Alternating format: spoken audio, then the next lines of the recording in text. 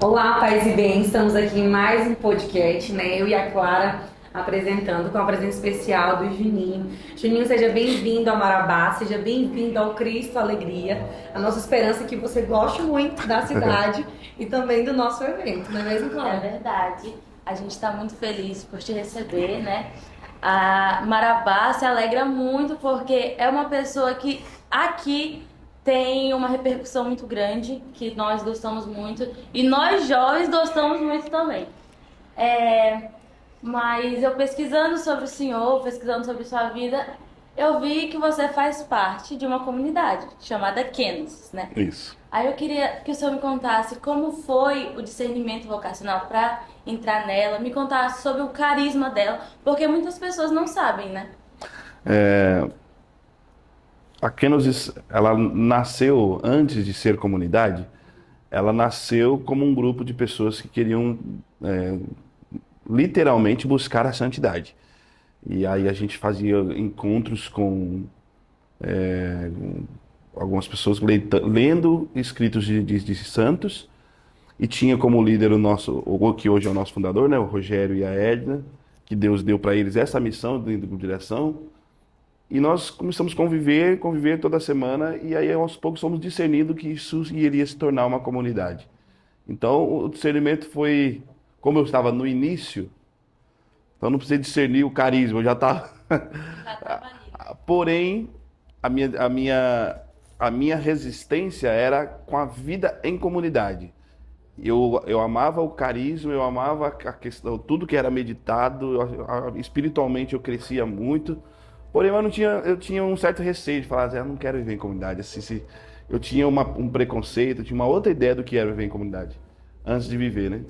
E teve uma fala muito importante por um dos nossos líderes lá, que falou, ó, você só vai saber se você tem o carisma de viver em comunidade, porque o carisma em si você tem, só se você experimentar, estiver dentro. Fora você nunca vai saber se é o seu lugar. E foi essa palavra que realmente me motivou a pegar mais firme nesse tempo. Já tinha mais ou menos uns 6 anos convivendo com eles. E aí, agora estou lá. Bom, estamos juntos desde 2000. Desde 2000. Completamos agora em janeiro 24 anos de comunidade. O carisma, ele fala do esvaziamento. Kenosis é isso, né? Esvaziar-se de Cristo.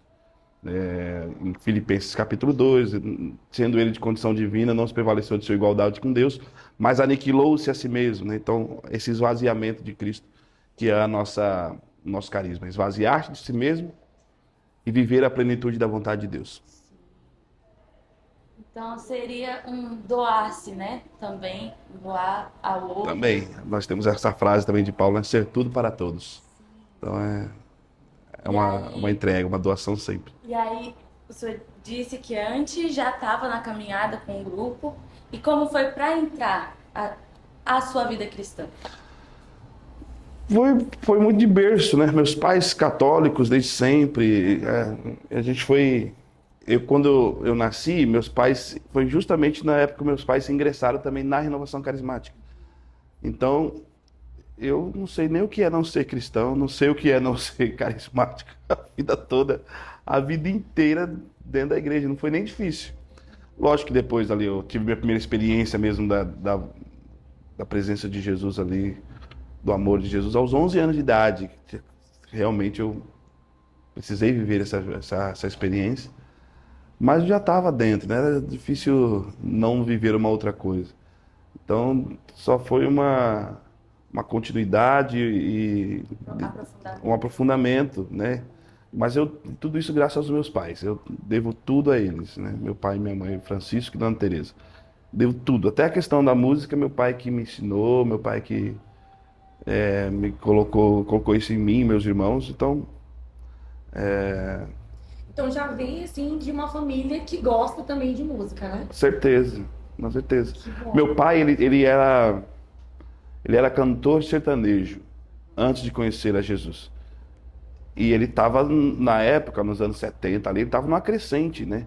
Ele ia para alguns canais de televisão, cantava junto com alguns cantores bem conhecidos, né? Milionários é Rico, Chitão de Chororó, Tonico Tinoco. Ele cantava com Os mais antigos vão lembrar, não sei se vocês o pessoal conhece esses nomes, principalmente Tonico Tinoco, que era bem conhecido na época. E eles estavam ali, já tinham gravado 2 LPs, já estavam começando. E eles, tanto ele quanto meu tio, que eles eram uma dupla, viveram uma experiência com Jesus e decidiram largar tudo. E quando largaram tudo, meu pai falou, eu não posso parar com a música.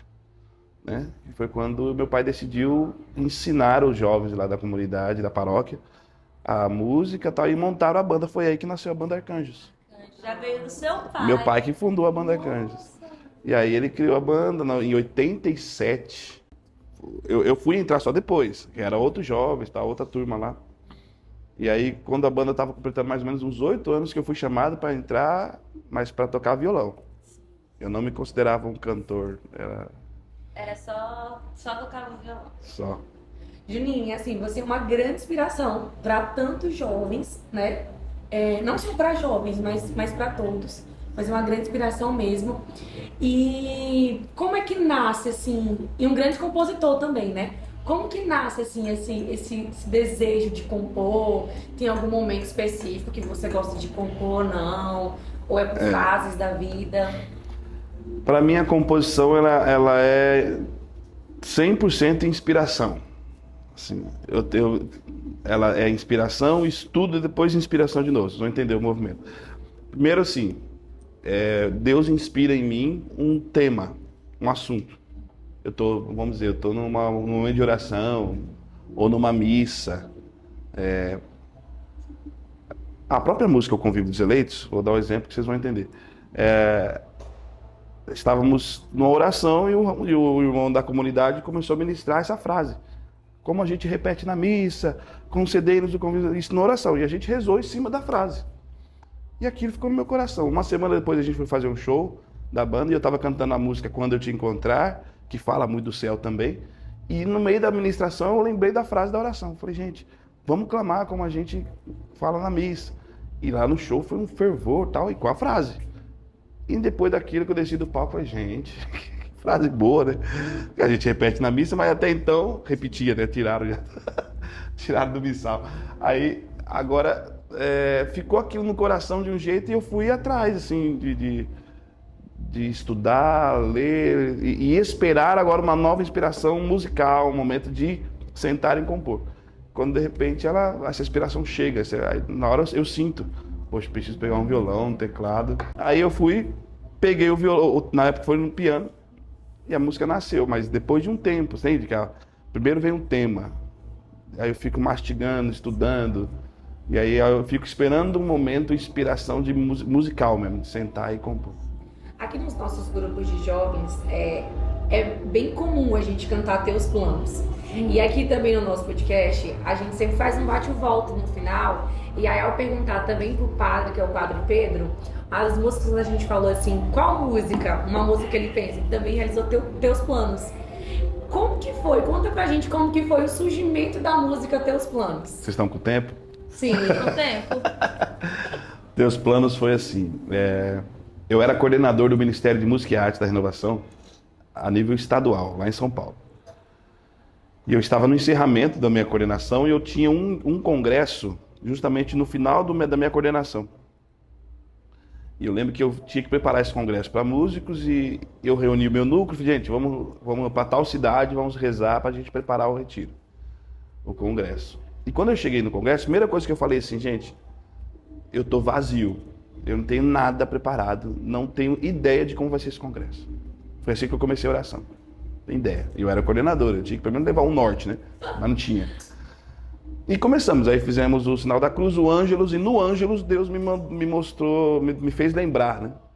Eu lembrei da passagem de João capítulo 2, de as bodas de Caná. E eu comecei a lembrar que acabou o vinho e tal. E tudo no Ângelus, tudo muito rápido. Dá até a impressão que eu já tinha ido pro outro, mas não foi no Ângelus. E Deus falava assim para mim, acabar o vinho não é algo trágico, é necessário, porque o vinho preparado, o que acabou foi um vinho preparado por mãos de homens. É preciso ter agora o vinho preparado por Deus, pelo próprio Jesus. Então, a talha vazia não é ruim. A talha vazia agora é o que a gente precisa.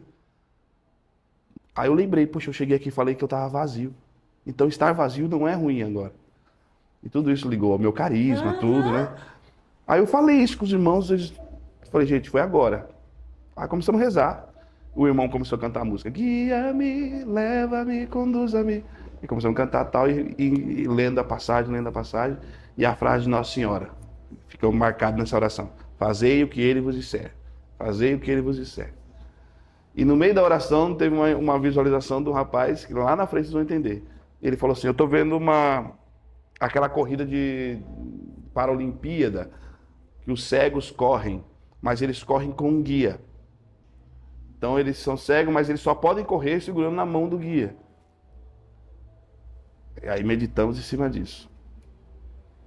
E aí o congresso veio, o tema do congresso foi Fazei o que ele vos disser, e meditamos todo o congresso em cima disso, para a música e tudo, mas não saía do meu coração essa frase, não saía do meu coração, toda essa emoção, aquela oração.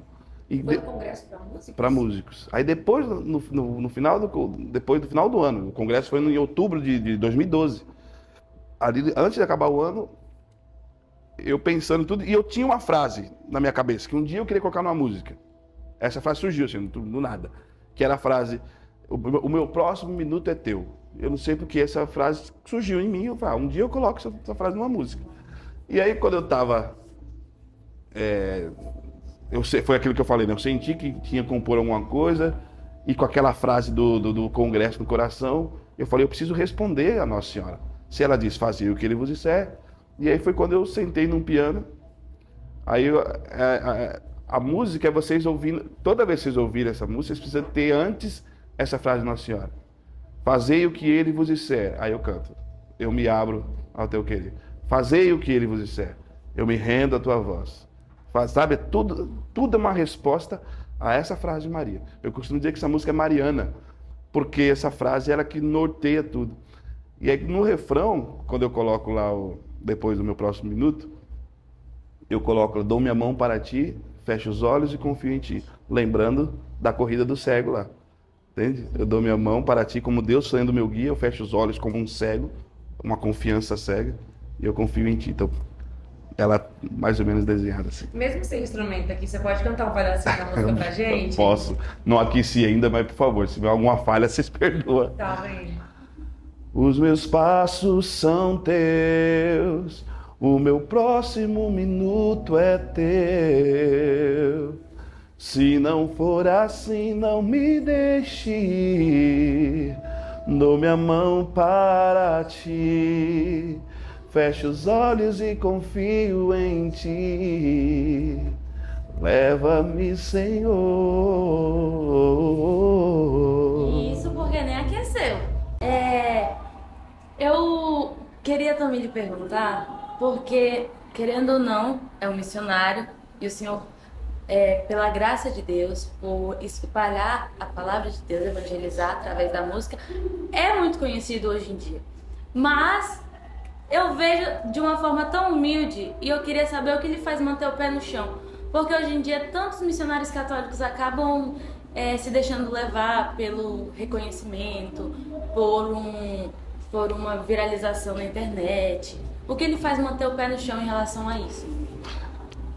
São minhas bases importantes para mim. Acho que as bases que eu tenho, elas são muito importantes. Assim. Primeiro, a minha família.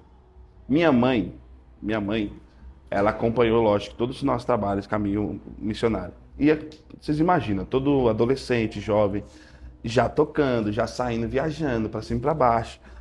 Por ser ainda imaturo, a nossa cabeça dá uma viajada, a nossa cabeça dá um glamourizada aí no negócio, né? Você gosta dos aplausos, você gosta do povo. Pô. Então a gente sempre ia e voltava sempre muito assim, eufórico para dentro de casa e tal. Minha mãe ouvindo, minha mãe esperava a gente falar e depois ela falava assim, graças a Deus. Aí a gente fala, graças a Deus. Então tá bom. Toda vez minha mãe fazia a gente repetir isso. Graças a Deus. Graças a Deus.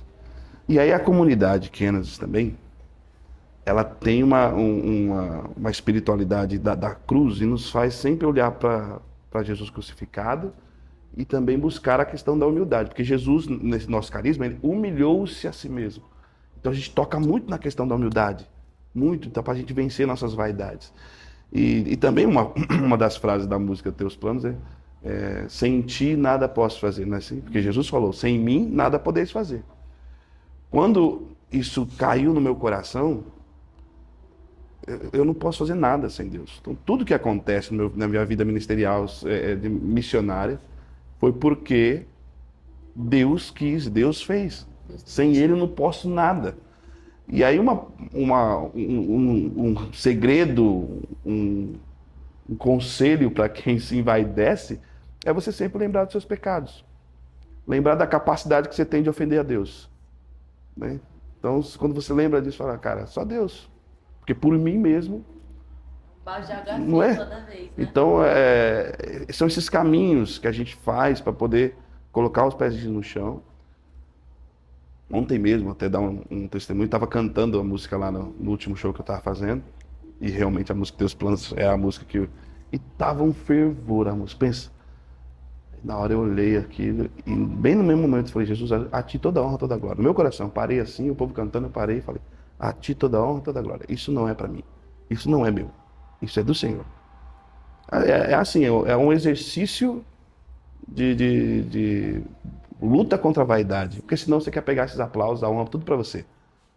O senhor quer ser só um instrumento de Deus, né? E não tem como ser mais outra coisa. É o máximo que podemos fazer. É sermos a Deus um instrumento. Se Ele quiser, usa-nos. Mesmo assim, com esse coração grato, que a gratidão, ela nos leva a lugares que a gente nunca imagina que a gente pode ir. Por a gente ser grato a Deus e também grato ao que as pessoas também fazem na terra aqui pela gente, né? Em algum momento, assim, da sua vida, da sua carreira, você pensou em desistir pela questão da fama, de cumprir a agenda, porque sentiu que, tá lotado demais? Em algum momento, você pensou em desistir e cantar somente em comunidade? Por estar com a família também. Por estar com a família também? Esse ponto é importante. Em desistir nunca. Sim. As pessoas perguntam, eu falo, dá a impressão que é uma arrogância, mas não é não. Eu nunca pensei em desistir, gente. Nunca desanimei. Nunca. Nunca bateu na minha cabeça, não vou parar. Não. Nunca. Deus sabe disso. Porém, teve um período da minha vida que eu precisei trabalhar muito, né? Principalmente quando eu casei. E estava me dedicando ao trabalho, porque tem que colocar comida em casa, né? E as crianças nascendo, tudo. Então, eu tinha essa obrigação.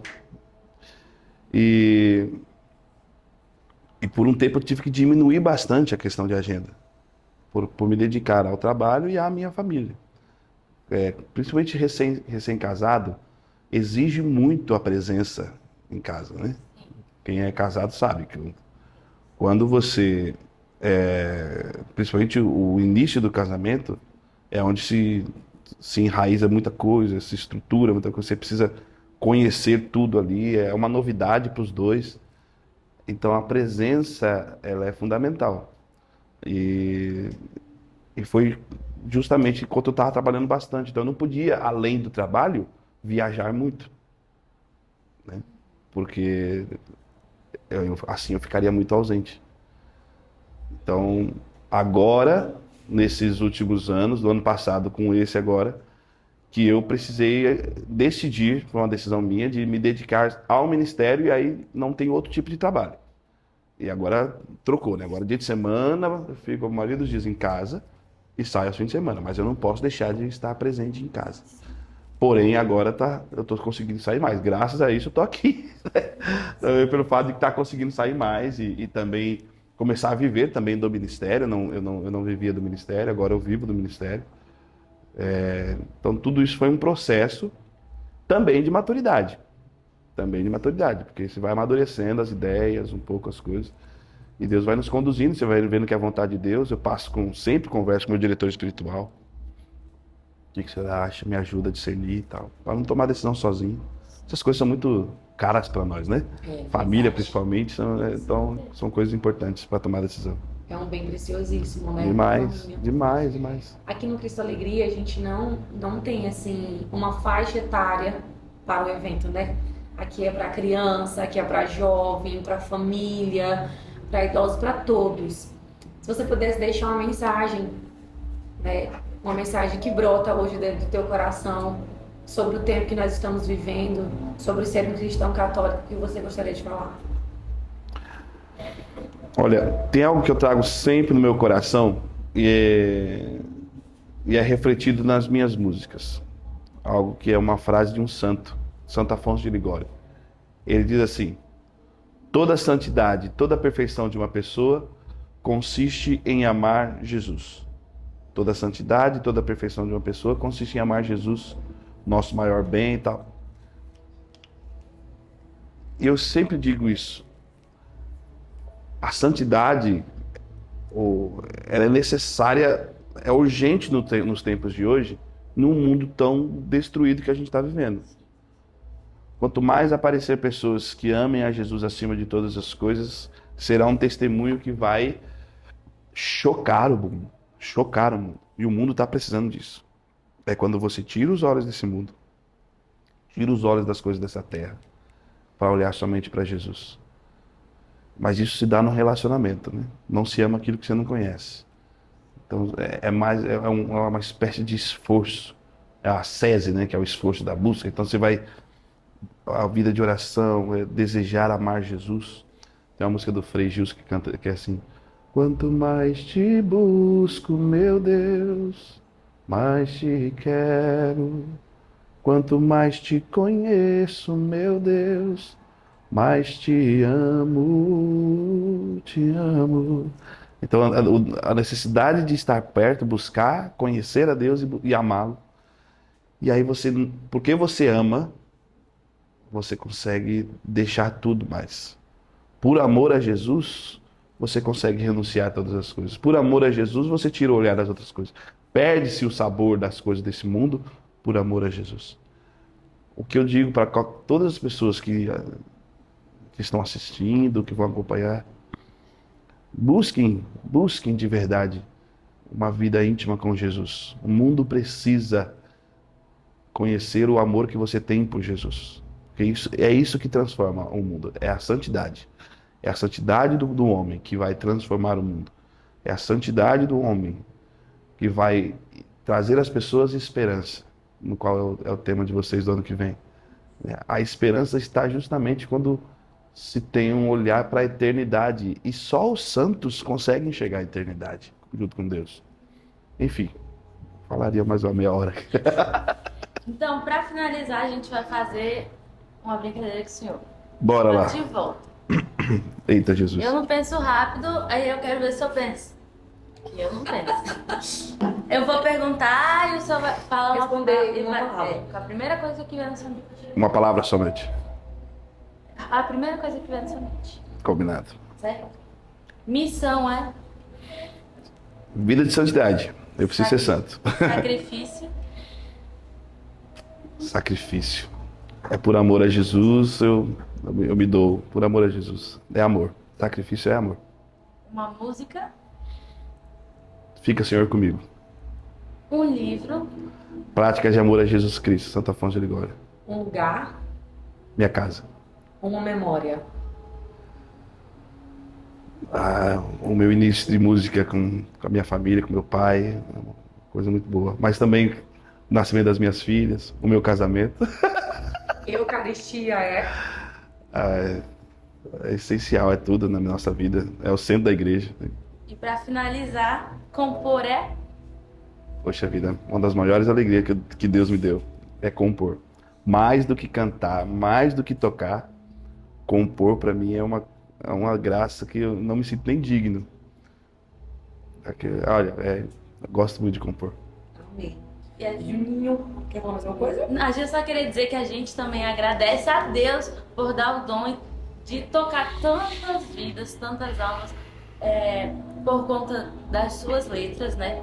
Acaba virando músicas que ajudam na conversão de tantas pessoas, de tantos jovens que eu já conheço. Amém. Então a gente agradece pela sua vocação, pela sua missão E também a gente agradece por ter dito sim a vir aqui, né, nesse carnaval. E pra gente é uma honra tê-la aqui conosco, porque nesse momento nós estamos finalizando essa temporada do podcast aqui no Cristo Alegria.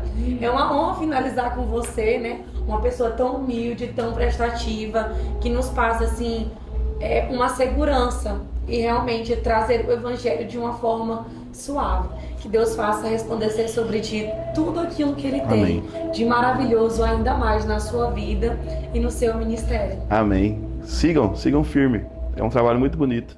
Isso que vocês estão fazendo é usar todos os meios para poder evangelizar.